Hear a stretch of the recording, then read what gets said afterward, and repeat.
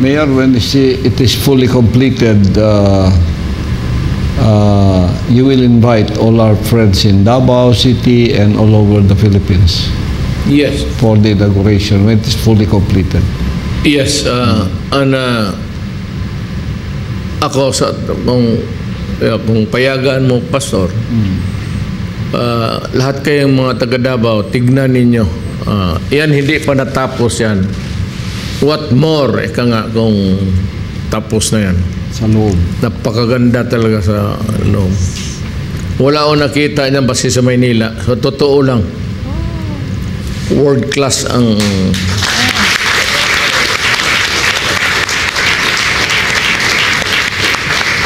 if there is somebody na sana na magsalita dyan una, ako. Just to praise God, thank the pastor for the industry and the kingdom. Yun lang naman ang ano natin eh. Naman tayo pwede magyabang ng bigay lahat yan sa Diyos. Itong kaya pastor, yung toil niya, mag-enjoy nito yung kingdom. At ang mga taga Davao, nako, sabihin ko sa inyo, pag nakita ninyo ang loob, ngayon pa lang matulala kayo. Wala kayong makita na ganito sa Maynila anywhere. Magposta ako. Totoo yan. Pagkaganda.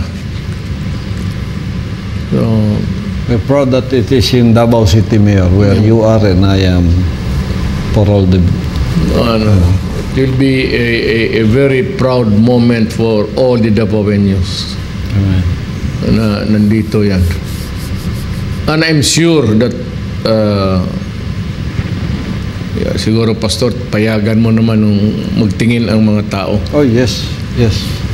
Everyone, Mayor, that you will invite. We are inviting everyone. All your friends, all of the Davaoenos, you know, from Mayor Baste to the councilors to all. Pag mag-inauguration tayo, Mayor. Yes. And you will be the inauguration speaker.